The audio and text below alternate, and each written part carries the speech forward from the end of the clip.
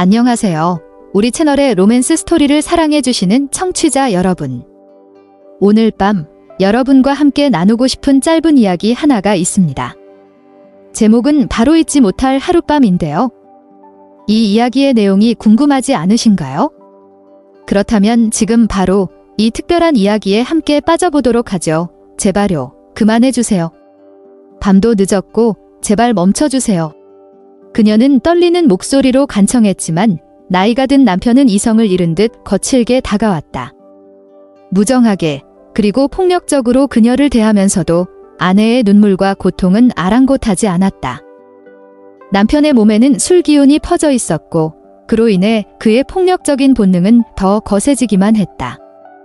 결국 욕망을 채운 후 그는 뒤돌아섰고 아내는 찢어진 마음을 안고 딸을 품에 안고 구석으로 몸을 웅크리며 흐느꼈다. 그녀의 남편은 술에 중독된 사람이었고 둘 사이에는 진정한 사랑은 없었다. 억지로 이어진 결혼 생활 속에서 14살 된 딸까지 태어났지만 8년이 흐르도록 그들의 관계는 변하지 않았다. 아내는 가족을 부양하기 위해 열심히 일하며 아이를 키웠지만 남편은 언제나 헛된 약속만 할 뿐이었다. 불행하게도 그는 알코올 중독자일 뿐만 아니라 아내의 적은 돈을 이용해 장난을 치는 짐승이기도 하다. 그는 아내에게서 돈을 받지 못할 때마다 익숙해진 듯 아내를 때린다. 친딸로 바꾸자 아이를 지키기 위해 목숨을 걸고 돈을 주려고 했던 아내의 위협은 확실히 커졌다. 그녀를 때려 눕히세요. 아내는 감히 항의하지 않았다. 그는 딸을 꽉 끌어안고 흐느끼는 대신 맹렬한 눈빛으로 군중을 향해 소리쳤다. 이것은 나쁜 돈이다. 여기로 가져오지 않으면 다오 부인의 목소리가 떨리며 힘없이 애원했다. 내일 퇴근하면 꼭 줄게 저와 저희 엄마를 더 이상 때리지 마세요. 이 여자가 감히 그러네요. 이 거짓말의 죄로 나는 그 여자의 뺨을 바로 쳤습니다. 그는 딸을 보고 또 다른 속임수를 생각하여 그녀의 머리카락을 잡고 그녀의 미소에 의욕을 잃었습니다. 그러면 이 소녀를 용서하지 마십시오. 아이가 심하게 아픈데 계속 때리세요. 아이에게 아무 짓도 하지 마세요. 아이는 다리를 들어 올렸고 아내는 옆으로 쓰러져 고통스러워하며 울부짖었습니다. 그녀는 흐느끼는 딸의 머리카락을 붙잡고 침실로 끌고 갔습니다. 문은 쾅 닫혔고 밖에는 어머니가 고통스러워 누워 있었습니다. 그녀의 몸은 보라색으로 피를 흘리고 있었습니다. 그 순간 소녀의 귀에서 비명이 들렸습니다. 그러나 그녀는 그를 막기 위해 일어서지 못했다. 그는 술에 취한 채 일어나 항의하던 아이를 밀치고 넘어졌다. 다오 씨는 자신의 아이가 더 이상 피해를 입는 것을 원하지 않아 오랫동안 엄마와 아이가 학대를 당해온 상황을 알기에 스스로 책임을 다해 감형을 받았습니다. 딸의 형량이 줄어들었습니다. 대학에 가는데 도움을 받으세요. 10년이라는 시간이 흘렀지만 반마이는 이제 성숙해지고 강해진 모습이었습니다. 그러나 어린 시절의 어두운 기억은 그녀를 떠나지 않고 여전히 마음속 깊이 남아 있었습니다. 그곳으로 돌아가는 생각만으로도 그녀의 심장은 불안과 두려움으로 뛰기 시작했습니다. 아무도 자신을 알아보지 못할 거라 생각하며 고향을 떠난 불효녀라는 비난을 받지 않을 거라 스스로를 다독였습니다. 그래서 그녀는 새로운 시작을 위해 낯선 도시로 이사를 결심했습니다. 직업 덕분에 많은 사람을 만났고 다양한 관계를 맺었지만 모든 관계는 겉보기만의 얕은 사이였습니다. 그녀는 한 번도 마음을 열지 않았고 자신의 과거를 언급한 적이 없었습니다. 그 모든 이유는 여전히 과거의 두려움이 그녀를 지배하고 있었기 때문이었습니다. 그러던 어느 가을날 그녀는 예전에 알고 지내던 성실하고 착한 동료 휘를 다시 만나게 되었습니다. 휘는 외모가 눈에 띄지 않고 부유한 가정 출신도 아니었습니다. 하지만 그의 진솔하고 부드러운 말투 덕분에 그는 주변 사람들의 호감을 쉽게 사곤 했습니다. 반마이와 휘는 직장에서 만나게 되었고 시간이 지날수록 둘 사이의 관계는 점점 더 깊어졌습니다. 그렇게 감정이 싹트기 시작했고 두 사람은 서로를 알아가며 연인으로 발전하게 되었습니다. 마이는 휘가 단순한 친구가 아닌 신뢰할 수 있는 남자라는 사실을 점차 깨닫게 되었습니다. 어느 시원한 가을날 마이는 과거의 아픈 상처들을 휘에게 털어놓기로 결심했습니다. 휘는 이야기를 들으며 잠시 놀랐지만 이내 마이를 위로하며 안심시켰습니다. 그는 현재와 미래에 대해서만 이야기하며 언제나 그녀 곁에 있겠다고 다짐했습니다. 이 말에 마이는 휘를 더욱 사랑하게 되었고 결국 두 사람은 결혼하게 되었습니다. 결혼 후 2년이 지난 어느 날 두 사람은 함께 활발하고 똑똑한 아들을 갖게 되었습니다. 올해 3살이 된 아들 덕분에 그들의 삶은 더욱 행복했습니다. 마이도 한 명 더 낳고 싶었지만 첫 출산의 고통스러운 기억과 경제적 어려움이 여전히 그녀에게 부담이 되고 있습니다. 아이가 태어난 후 마이는 아이를 돌보기 위해 회사 일을 그만두고 집에 전념하게 되었습니다. 반면 휘는 가족을 부양하기 위해 2가지 일을 병행하느라 매일 바쁘게 일했습니다. 가족을 위한 가장으로서 매일 열심히 일하는 휘는 결혼 5주년 기념일이었던 그날 평소보다 일찍 집에 돌아와 장미 한 다발을 사와서 마이에게 건넸습니다. 마이는 환하게 웃으며 꽃을 받으면서 장난스럽게 말했습니다. 굳이 꽃 사지 않아도 돼요? 얼른 씻고 저랑 같이 저녁 먹어요. 저녁을 먹고 난 후 두 사람은 조용히 부부 사이의 이야기를 꺼내기 시작했습니다. 마이는 얼굴이 빨개졌습니다. 두 사람은 늘 아이가 깊이 잠들기를 기다려야만 비로소 둘만의 시간을 가질 수 있었습니다. 집에 침실이 하나뿐이라 아이와 함께 자야 했기 때문에 큰 소리를 낼 수 없었습니다. 그래서 거실에 이불을 깔거나 때로는 화장실이나 창고로 가는 등 둘만의 아늑한 공간을 찾으며 지냈습니다. 그들은 여러 장소를 시도해보았고 조용히 둘만의 시간을 가지는 것이 중요했습니다. 휘와 마이는 뜨거운 키스로 시작했습니다. 마이는 휘를 안으며 부끄러운 듯 작은 소리를 내었고 휘는 그녀의 얼굴을 어루만지며 행복을 느꼈습니다. 휘는 천천히 마이를 침대에 눕히고 느리게 옷을 벗기기 시작했습니다. 마이 역시 자연스럽게 자신을 준비했습니다. 휘는 가볍게 아내의 이마에 입 맞추고 두 볼과 목을 지나 그녀의 가슴까지 천천히 내려갔습니다. 그는 항상 부드럽고 조심스러웠고 그럴 때마다 마이는 그와 함께 있는 순간에 행복과 만족을 느꼈습니다. 두 사람은 마치 태어날 때부터 서로를 위해 존재하는 것처럼 말과 행동은 물론이고 사소한 몸짓까지도 완벽히 일치했습니다. 둘의 열정적인 순결과 감정은 하나로 융합되며 정점에 도달했고 그 순간은 둘에게 무한한 기쁨과 만족을 안겨주었습니다. 뜨거운 순간이 지나고 휘는 마이를 품에 안고 이마에 가볍게 입맞춘 후 부드럽게 말했습니다. 내일 고향에 제사가 있어서 며칠 다녀오려 하는데 너와 아이도 함께 가서 부모님을 뵙는 게 좋을 것 같아. 마이는 고개를 저으며 조심스럽게 답했습니다. 아니야, 우리 그냥 집에 있을게. 여전히 당신 집안 사람들 앞에서 조금 어색해서. 휘는 아내의 대답에 약간 마음이 걸렸습니다. 아내와 아이를 혼자 두고 가는 것이 신경 쓰였습니다. 괜찮아. 혹시라도 불편한 일이 있으면 내가 잘 조절할게. 아내의 머뭇거림을 보고 휘는 다정하게 타이르며 그녀를 안심시켰고 결국 마이도 그의 설득에 따르기로 했습니다. 마이는 휘에게 자신의 가족 이야기를 했습니다. 그녀의 어머니가 한때 교도소에 있었던 사실까지 포함해서요. 비록 시부모님은 이미 이 사실을 알고 이해해 주셨지만 마이는 늘 주변 사람들의 시선이 걱정되었습니다. 만약 다른 사람들이 알게 된다면 그녀는 어떻게 얼굴을 들고 다닐 수 있을지 두려웠습니다. 그날 오후 그들은 버스나 택시를 타지 않고 오토바이를 타고 휘의 고향으로 향하기로 했습니다. 그곳은 시내에서 약 40km 떨어진 가난한 시골 마을이었습니다.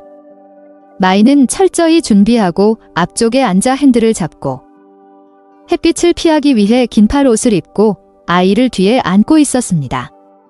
이 낡은 오토바이는 부부가 함께 모은 소중한 재산이었고 비록 오래되었지만 꽤 안정적이었습니다. 그들이 이 오토바이를 타고 고향에 가는 것은 이번이 처음이 아니었지만 이번 여행은 특별한 의미를 가졌습니다. 그들은 마침내 페리에 도착했지만 페리가 보수 중이라 긴 시간을 기다려야 했습니다. 결국 그들이 건너편에 도착했을 때는 이미 어두운 밤이었습니다. 외곽 지역은 도시처럼 북적이지 않아서 휘는 조금 더 속도를 내어 서둘렀습니다. 그때 어두운 길을 지나던 중 갑자기 한 차량이 빠른 속도로 그들 쪽으로 돌진하며 오토바이와 충돌했습니다. 밤하늘에 울려 퍼진 충돌 소리와 함께 마이와 휘는 길가로 튕겨나갔고 아이도 한쪽으로 떨어졌습니다. 현장은 피 냄새로 뒤덮이며 충격과 두려움으로 가득 찼습니다. 두 차량은 충돌로 인해 심하게 찌그러지고 변형되었습니다. 마이는 잠시 동안 정신을 잃기 전에 자신의 흐릿한 모습을 보았고 남편은 미동도 없이 누워있는 모습이었습니다.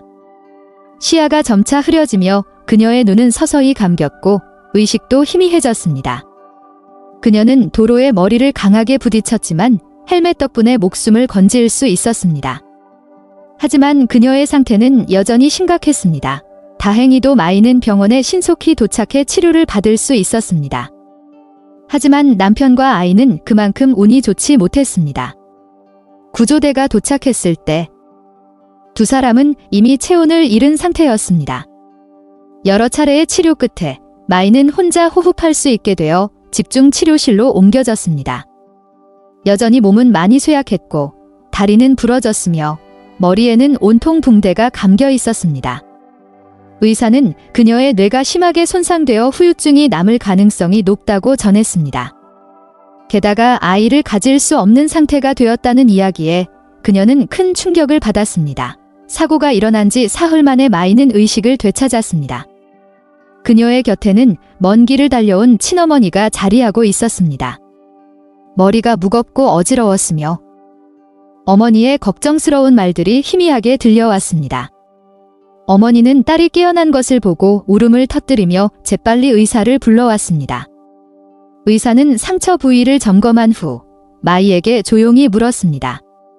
무슨 일이 있었는지 기억이 나시나요? 마이는 힘겹게 대답했습니다. 머리가 너무 아파요. 기억이 잘 나지 않아요.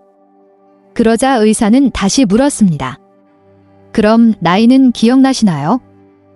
마이는 주위를 멍하게 둘러보며 의사의 질문에 답할 수 없었습니다. 의사는 그녀의 상태를 살핀 후 일시적 기억 상실 증세가 있다고 결론 내렸습니다. 그녀는 자신의 가족조차도 알아보지 못하는 상태였고 바로 앞에 있는 친어머니마저도 그저 낯선 사람처럼 느껴졌습니다. 현재 남편과 아이가 세상을 떠났다는 비보가 전해졌지만 마이는 아무런 반응도 보이지 않았습니다. 마치 영혼이 빠져나간 듯 그저 텅 빈 눈빛으로 앉아있을 뿐이었습니다. 비록 마음은 찢어질 듯 아팠지만 그녀와 가족은 이 사실을 받아들여야만 했습니다. 남편의 장례식 날, 마이는 건강이 악화되어 휠체어에 앉아 있었고 여전히 혼란스러운 눈빛으로 멍하니 있었습니다. 이 순간 가장 고통스러운 사람은 분명 휘의 부모님이었습니다. 마이가 장례식장에 나타나자 휘의 어머니는 격분을 참지 못하고 그녀에게 달려가 머리카락을 움켜쥐며 울부짖었습니다. 내가 무슨 낯짝으로 여길 찾아온 거냐? 내가 우리 아들과 손자를 이렇게 만든 거잖아. 불행을 몰고 다니는 재앙 덩어리야. 마이는 고통스러운 비명을 질렀고 그 소리는 사람들의 시선을 끌었습니다. 멀리서 그녀의 어머니가 달려와 딸을 껴안으며 애원했습니다. 제발 그녀를 용서해 주세요. 지금은 머리를 다쳐서 아무것도 기억하지 못하고 있는 상태입니다. 약속할게요. 제가 이 아이를 고향으로 데리고 가겠습니다. 다시는 여기 오지 않을 거예요. 주변에 있던 친척들과 마을 사람들은 수군거리며 그녀를 흉봤습니다. 모든 이가 마이를 불행의 원흉으로 여기는 듯한 시선으로 바라보고 있었습니다. 교도소에 다녀온 것도 모자라 이제는 남편과 자식까지 죽게 만들었어. 이러한 이야기를 퍼뜨린 사람은 다름 아닌 마이의 시어머니였습니다. 그녀는 거침없는 성격과 날카로운 말투로 유명했습니다. 그녀는 손을 멈추고 남편의 어깨에 기대어 흐느끼며 울었습니다. 내 아들과 손주가 다 저 애 때문에 죽었어. 하늘이여, 어찌 내 팔자가 이리도 기구한가. 마이의 시아버지는 그런 아내의 모습을 조용히 지켜보았습니다. 마음이 아프지만 마이를 계속 옆에 두는 것은 그녀에게 더 큰 고통과 모욕이 될 것이라 생각했습니다. 장례식이 끝난 후 시아버지는 몰래 약간의 돈을 준비하여 마이와 그녀의 어머니가 고향으로 돌아가 일시적으로 지낼 수 있도록 도와주었습니다. 그것이 모두에게 편안함을 주는 최선의 방법이라 믿었던 것입니다. 그렇게 마이는 시댁과 완전히 연락을 끊고 다시는 그들 앞에 나타나지 않겠다는 약속을 지켰습니다. 그로부터 1년이 지났지만 마이의 기억은 돌아오지 않았습니다. 그녀는 5살 아이처럼 말하고 행동하며 무언가를 기억해내지 못했습니다. 어머니는 여러 차례 그녀의 과거를 이야기해 주었지만 결국 그녀는 아무것도 떠올릴 수 없었습니다. 어머니는 딸의 현재 모습을 받아들이기로 했습니다. 이제 마이에게 어머니는 유일한 가족이자 신뢰할 수 있는 사람으로 그녀는 마치 어린아이처럼 어머니에게 의지하고 있었습니다. 지금의 마이는 그저 어린아이처럼 순수하고 아무런 과거의 짐을 지지 않은 채 살아가고 있었습니다. 매일 아침 마이는 소를 데리고 들판으로 나가 풀을 뜯기고 저녁이 되면 마을 아이들과 함께 뛰놀며 나무에서 열매를 따먹곤 했습니다. 아이들에게는 아무런 문제가 없는 일상이었지만 어른들은 그녀를 신기하게 바라보았습니다. 일부는 동정 어린 시선으로 또 일부는 판단하거나 멀리하는 시선으로 그녀를 보았습니다. 특히 마을의 몇몇 음흉한 노인들은 마이의 순진한 상태에 전혀 관심을 두지 않고 오직 그녀의 아름다움에만 집중했습니다. 몇 차례 그들은 그녀의 집 주변을 맴돌며 접근하려 했고 심지어 손을 뻗어 그녀를 만지려 했지만 마이는 그런 행동의 의미를 전혀 알지 못했습니다. 비록 마음이 온전하지 못했지만 그녀는 여전히 한 아이의 어머니로서 성숙한 아름다움을 지니고 있었습니다.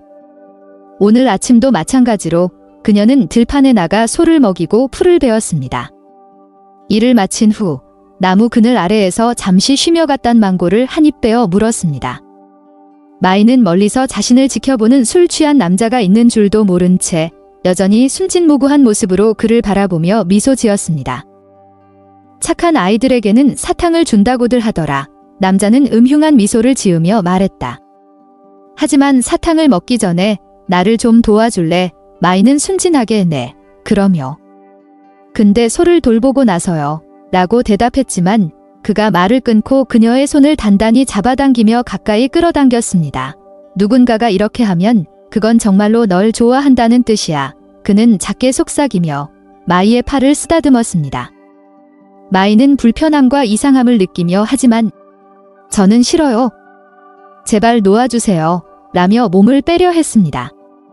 그러나 그 남자는 단단히 그녀의 손목을 잡고 땅에 눕히며 그녀를 강제로 억압했습니다. 마이는 점점 두려움에 떨며 작게 제발 그만해주세요. 아파요. 제발 멈춰주세요. 라고 애원했습니다. 그러나 그는 마이의 말에 신경 쓰지 않고 그저 자신의 의도만을 담아 그녀를 바라보며 행동을 멈추지 않았습니다. 그녀는 공포에 휩싸였지만 아무 말도 하지 못하고 두려움 속에서 떨 수밖에 없었습니다. 그 남자는 욕망에 사로잡혀 거칠게 마이의 옷을 찢었습니다. 그의 손은 멈추지 않고 그녀의 여리고 순수한 몸을 차지하려 했습니다. 마이는 고통 속에서 몸부림치며 벗어나려 했지만 과거의 폭력적인 기억이 다시 떠오르며 그녀의 공포를 더욱 키웠습니다. 마이는 오열하며 울음을 터뜨렸지만 그 남자는 오히려 더 거칠어졌습니다. 모든 것을 끝낸 후 그는 위협적인 목소리로 말했습니다. 조용히 해. 어차피 넌 제대로 된 정신 상태가 아니니 아무도 내 말을 믿지 않을 거야. 그는 안전하다고 느끼자 마이를 풀어주었고 그녀는 힘겹게 집으로 돌아갔습니다. 마이는 상처받은 얼굴로 어머니에게 모든 것을 털어놓았습니다. 어머니는 딸을 가슴에 안고 눈물 흘리며 위로했습니다. 만약 또 그런 일이 생기면 크게 소리쳐. 크게 외치면 누군가 도와줄 거야. 마이는 고개를 끄덕이며 어머니의 말을 들었지만 5살 아이의 지능으로 그 말이 기억 속에 남을지는 알 수 없었습니다. 이 모든 고통을 준 사람은 마을에서 평판이 좋지 않은 남자로 여러 여자들과 부적절한 관계를 맺고 살아온 사람이었습니다.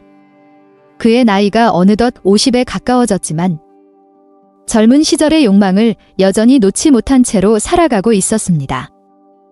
그의 아내는 몇 번이고 그를 단단히 혼내주겠다라고 위협했지만 남편은 여전히 변하지 않고 바람길을 멈추지 않았습니다. 마을 사람들은 모두 그의 행실에 대해 잘 알고 있었고 마을 내에서 그의 좋지 않은 행동은 사람들 사이에서 소문이 되어 퍼졌습니다. 덕분에 그는 점점 더 사람들에게서 멀어졌고 중년의 여성들조차도 그에게 가까이 다가가려 하지 않았습니다. 그의 아내는 한때 강력한 의지를 보이며 남편에게 다가오는 사람들에게 경고하곤 했습니다.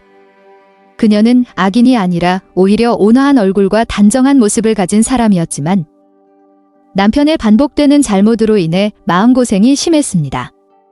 몇 번이나 이혼을 생각했지만 자녀들이 부모와 함께 자라기를 바라는 마음의 가정을 유지하려고 노력했습니다. 마을과 인근 마을에서도 아무도 그와 엮이고 싶어 하지 않자 그는 결국 순진하고 약한 사람들에게 눈을 돌리기 시작했습니다. 그 일 이후로 마이의 어머니인 다오는 딸을 더욱 걱정하게 되었고 마이를 혼자 들판에 내보내지 않고 며칠 동안 집에 두며 그녀를 보호하기로 했습니다. 마이는 집에만 있는 것이 답답해 어머니에게 들판에 나가게 해달라고 조르기 시작했습니다. 그녀는 마을 아이들이 자신과 더 이상 놀아주지 않을까 봐 걱정했지만 이미 일어난 일의 심각성을 전혀 이해하지 못했습니다. 다오 어머니는 여러 번 말려보았지만 결국 마이를 들판으로 보내줄 수밖에 없었습니다. 마이는 여전히 밝은 모습으로 마을 아이들과 뛰어놀며 즐거운 시간을 보냈고 멀리서 자신을 지켜보는 수상한 시선을 전혀 의식하지 못했습니다. 그런 한편 마오는 아침 일찍 호황신의 제사에 가기 위해 준비하고 있었습니다. 아내인 투는 그를 깨우며 이번에는 적당히 마셔요. 어제처럼 취하지 말고 아이들 생각도 좀 해요. 라고 당부했습니다. 마오는 대수롭지 않게 대답했습니다. 초대받았는데 술을 안 마시면 되나? 체면이 있지? 투는 더는 말하지 않고 아이들에게 집안일을 잘 챙기라고 일러두었습니다. 호황신의 집에 도착한 마오는 과일과 향을 준비하고 정성스럽게 옷을 고쳐 입었습니다. 그곳에는 많은 친척과 마을 사람들이 모였습니다. 술 기운이 돌자 사람들의 속마음이 하나둘씩 흘러나오기 시작했습니다. 마오는 무뚝뚝하고 성미가 급한 탓에 그의 성격을 비꼬는 사람들의 말을 듣고 몹시 화가 났습니다. 그는 분을 참지 못하고 잔을 바닥에 내던지며 옆자리에 앉은 사람들 쪽으로 거칠게 걸어갔습니다. 다행히 호황씨가 그를 제지했고 마오는 억지로 화를 참으며 불쾌한 얼굴로 집으로 돌아갈 수밖에 없었습니다. 뒤에서 따라오던 사람들이 계속 농담을 건네자 마오는 점점 화가 나 조용히 혼자 집으로 돌아갔습니다. 마을에서는 보통 9시 30분쯤에 제사나 잔치가 시작되는데 오늘은 여러 일로 인해 10시 조금 넘어서 일찍 돌아가게 되었습니다.